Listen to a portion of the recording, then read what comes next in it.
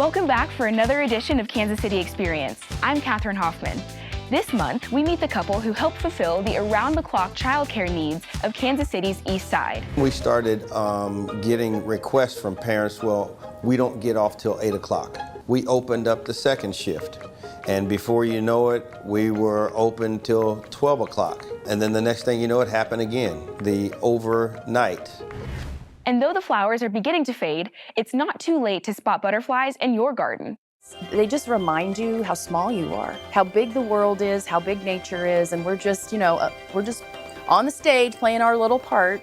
We look back at how Powell Gardens offers a unique chance to learn about butterflies up close. We meet the filmmakers who produced the documentary Chasing Gold about one man's journey to the Tokyo Olympics. You know, it covers his character, his family, and the drive it takes to be a top-performing athlete in his field. What are experimental beers, and do they taste any good? We check in with Flatland beer enthusiast Cassie to find out. Definitely smells sour. If you guys have seen this before, you know I have affinity for sour beer.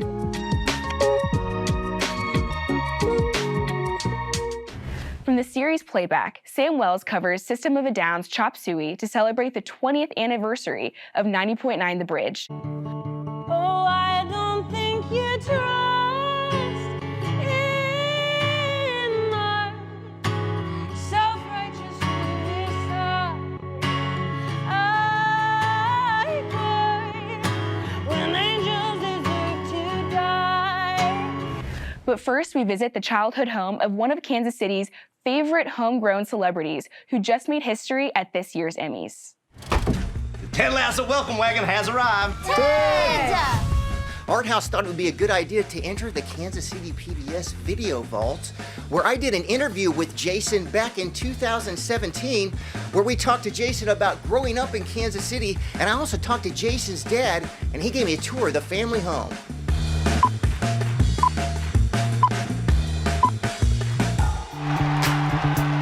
So, you're heavily favoured this weekend. You think this will end your embarrassing streak of draws? Lloyd, I've never been embarrassed about having streaks in my draws. You know, it's all part of growing up.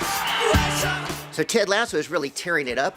Jason Sudeikis' starring turn in the Apple Plus series has garnered more Emmy nominations for a first-time show in history. Hey, you little turd birds! Start touching your toes! And touch each other's toes! What? And back in the fall of 2017, I interviewed Jason for a documentary we did at the time called Show Me, and Jason told me what it was like to grow up in Overland Park, Kansas. And then I went and talked to his dad, Dan Sudeikis, and Dan showed me around the house. And here's the kitchen. He originally was upstairs, but then he moved downstairs. I should turn some lights on down here, probably, shouldn't I? Where are you standing? Yeah, where am I at? You're in the hallway of our home, where Jason and our two girls were raised. Wow. But here's the family room where a lot of time was spent. But we moved here when I was like 6 months, so I mean, we lived in two homes. We lived in a duplex right off of 69 Highway and 95th Street. That's still there. Then we moved to the house that we live in now in South District, actually, like in the 95th and Metcalf area. This is where Jason spent most of his years in high school. I mean, he's really a great son. It's been very interesting. He's never forgotten his roots, as they say, in the Midwest area, and he's very good with, he's come along very well in his own career, I think. And growing up, he was great. He was just sort of the way he is now. You could see, and this was true of the daughters, too. Very quick, had a good sense of humor. It was great living here. I mean, so we felt safe, we felt protected, but also, I was lucky to grow up around in a house that laughed a lot and supported the arts, and so this town has always been like that to me. I've always seen that side of this city. He and his siblings, we got them all involved in the city. They did a lot of extracurriculars in high school and that. When he got to West, he was definitely a good basketball player. Set a couple of records and assists, not only for the school, but a couple of tournaments he played in. And, he was definitely an above-average basketball player. I was a sophomore, junior, I guess, when I actually transferred to Shawnee Mission West. That's sort of where it all started. Along with that move from going to Rockhurst to Shawnee Mission West, I ended up performing and learning and studying and being taught by this amazing teacher named Sally Shipley, who did this great speech and debate program, this forensics program in Shawnee Mission West that I just lucked into going there. I went there because of friends that I had there and whatnot. We took them to ball games, whether it be Royals or football, and they just love the city. They have such good friends here, and they love the colleges in the area too. I mentioned KU, all three of them are KU fans, but they like the other colleges too, and they had other friends that went to those colleges, and they just, they became part of it. They just love Kansas City. They love getting back here. They all live in New York, but if you ever ask them about where they're from, they're very big promoters of Kansas City, like Jason. The KC hats he wears constantly. He's very affable with the KC group that way, and very open to the residents of this city and the area. Growing up here was, even though I played sports and everything, I had one foot firmly rooted in just my upbringing in the arts as well as the athletics, and it's a great place. This room here, the orange room, is the pre-K classroom.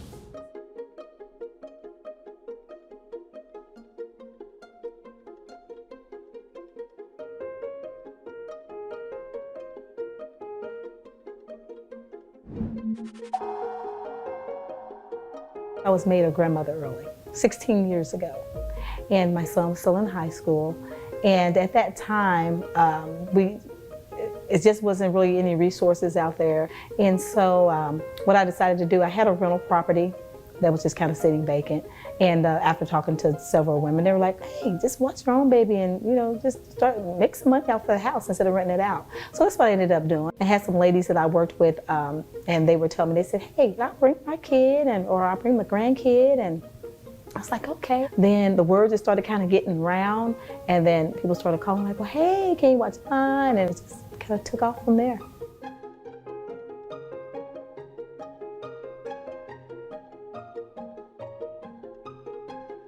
I think our normal hours of operation were perhaps 6 o'clock in the morning till 6 in the evening. Then we started getting requests from parents, well, we don't get off till 8 o'clock.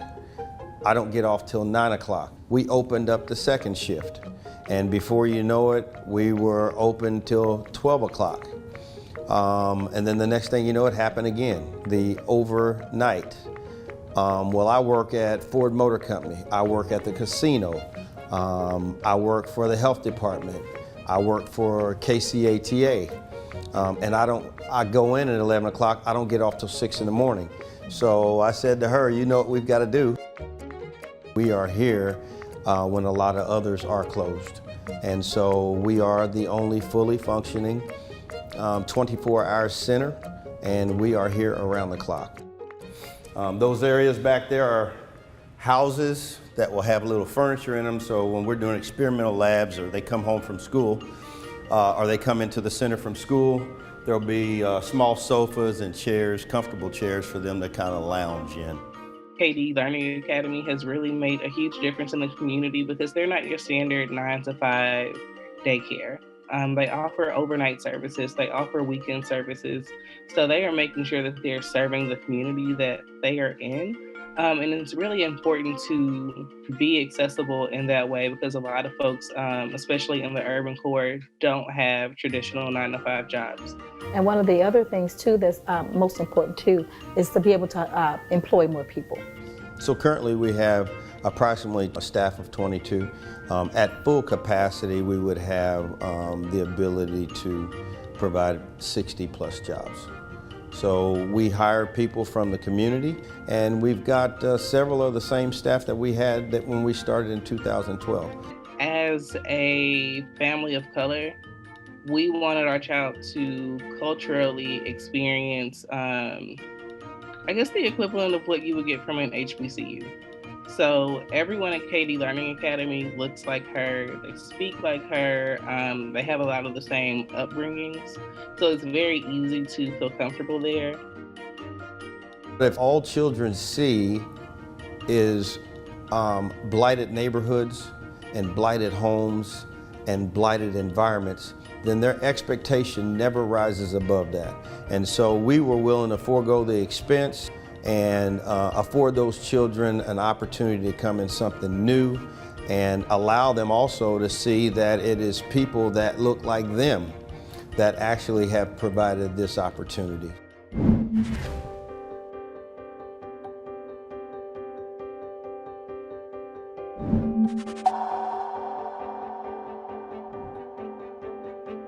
When you go in there, they're mesmerizing.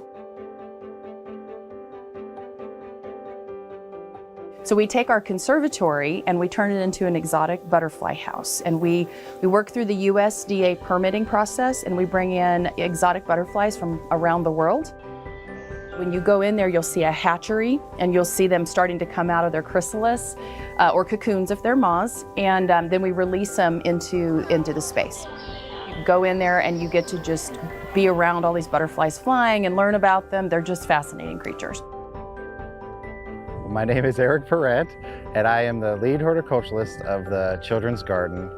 And I also have a big part in the Butterfly Festival with all the native butterflies. I would hope that they have a feeling of joy and having this connection with nature almost, and just happiness, because that's what I get. I get really excited when I see them, and I always grab my net and I always chase after them and try to catch them and look at them and learn about them. What they're going to get out of it is just education about where they're from and where they live and how to raise them and what plants to look for, what plants to have in your yard to create your own butterfly garden. I'm in charge of the exotic butterflies. It's bringing people together, educating them, especially the children, helping them understand the importance of nature, especially those people that might be in the inner core of the city. It gets them out and have a respite from, that city life, and come out here and enjoy plants and flowers and wildlife. There's always something to see out here. This festival and butterflies, they just remind you how small you are, how big the world is, how big nature is, and we're just on the stage playing our little part, right? I've seen people brought to tears in there because butterflies are symbols of lost loved ones. And so sometimes if one of them lands on them, they automatically feel like it's their lost grandmother or their lost father. You can't see these butterflies anywhere else around here. Today, Art House takes a look at the amazing film Chasing Gold about discus thrower Mason Finley, and we talked to writer-director Edward Shore and Daniel Christopher, the director of photography, about this amazing new film.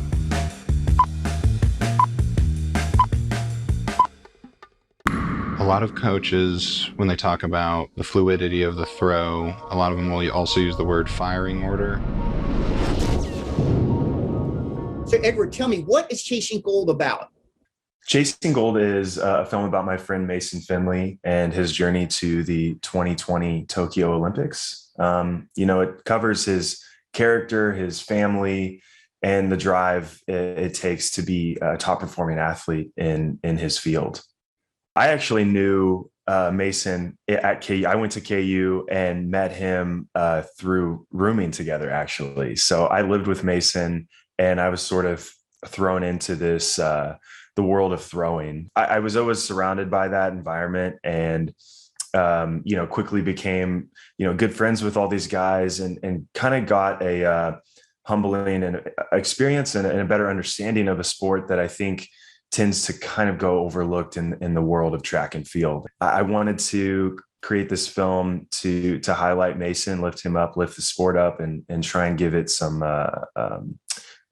much needed spotlight. For me, my involvement started with Edward. Edward and I have become friends over the years and worked together in a number of capacities. The crux, or the most important thing as the cinematographer, was the drama that exists. In the way Edward pitched it to me was essentially Mason works tirelessly for years for 3 throws, 3 opportunities to make it count. And for us, it was really fun, I guess, from a visual standpoint, to try to build that drama, whether it be through the overhead shots with him sort of doing his dance or trying to recreate different things Just the drama that existed in that space, and everything mattered so much. All the charge that is necessary to tell the story sort of exists implicitly. As we were in the cutting room and finishing the film, Daniel had a really interesting idea to show Mason throwing the discus at the end of the film, all one shot, no cuts, and all we hear are the Kansas, cicadas in the back. And it's just this really, I thought, beautiful moment of Mason, and going back to what Daniel was saying about he's out there by himself, he's there every day.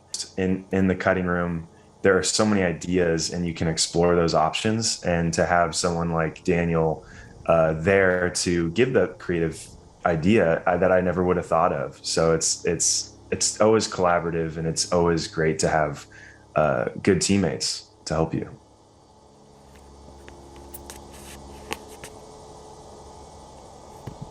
Do you want something different from the typical beers you drink? Do you want to give your taste buds some excitement? Hey guys, it's me, Cassie, your Flatland beer enthusiast, and today we're gonna try 3 local experimental beers.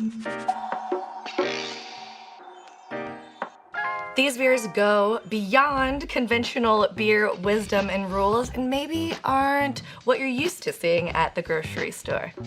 Alternative. These beers are typically made with unique ingredients and in small batches. Here in KC, we have several breweries that love to test those waters, and here are 3 that we're gonna taste today.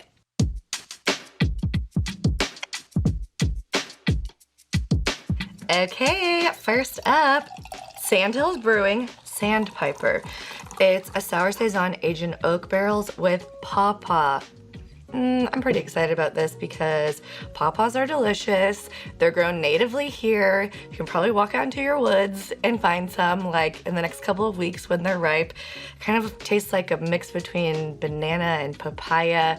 And they're great, and not enough people know about them. And you can find like a whole basket full in your own neighborhood, so. Definitely smells sour. If you guys have seen this before, you know I have affinity for sour beer.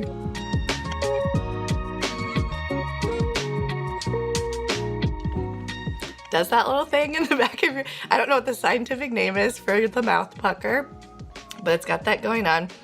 This was aged in oak barrels. I don't get a lot of like oakiness out of it. Definitely just sour.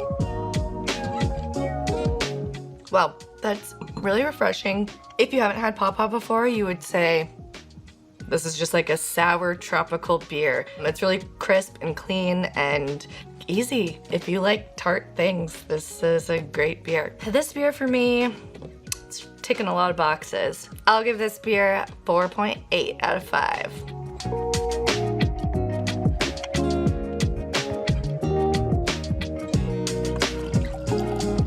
Okay, beer number 2, and it even has experimental in the title.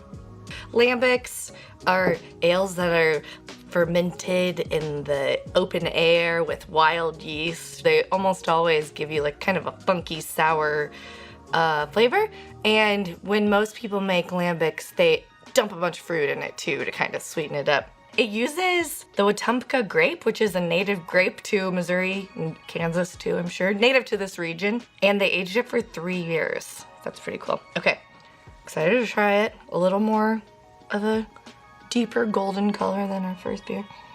Oh yeah, that smells funky and sour. Whoa! It does this again. Hit you right back there. I'm gonna take another sip. The aroma's funky and sour, but you taste grape in that. It tastes like a grape Jolly Rancher. But yeah, it's sour, it's grapey. Again, light-bodied, refreshing. It has more of those grapey notes, so I feel like maybe if you're not a wine drinker and you're more of a beer drinker, this could go in the place of like a natural wine at a dinner or something. And this is beer 61 out of 65, so it'll probably be gone by the time you see this. Sorry. This beer, it's delicious, it's grapey. I'm gonna give it a 4.7.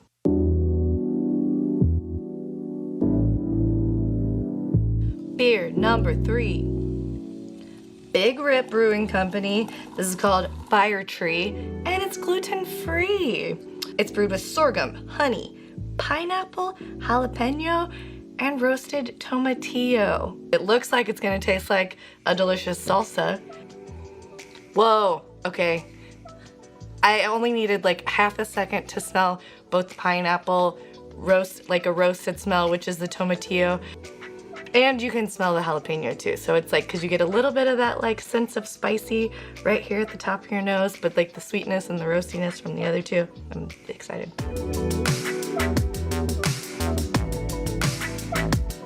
Yeah, you know what? The flavor is much more mild than the aroma, but that's okay, because it would be a lot to have all those things packed in there.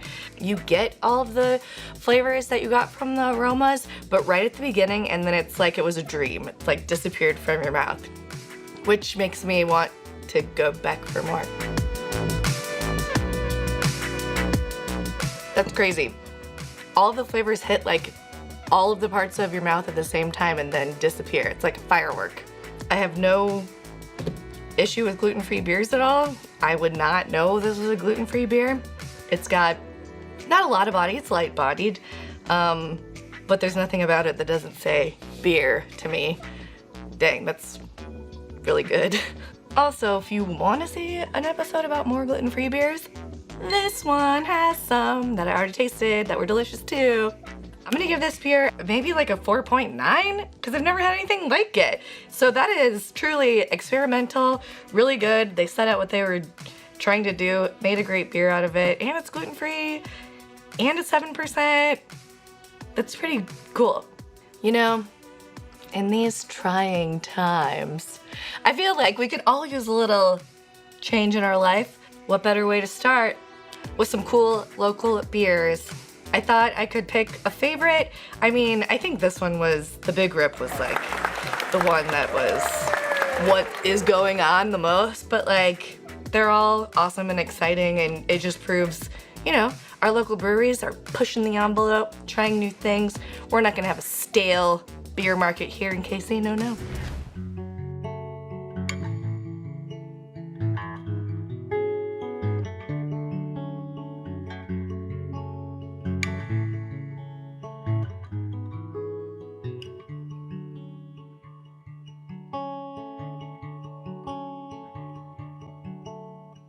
Wake up, grab a brush, put on a little makeup.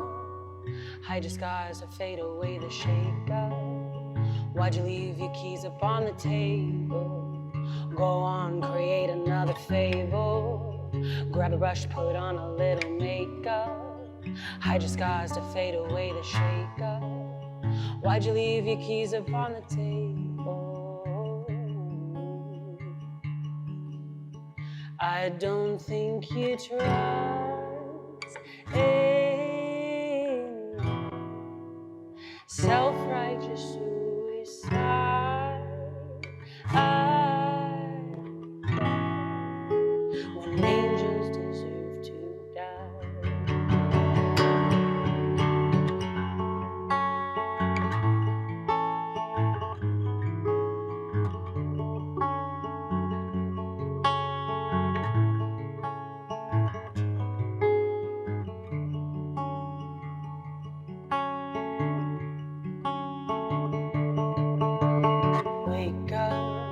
Grab a brush, put on a little makeup. Hide your scars to fade away the shake-up.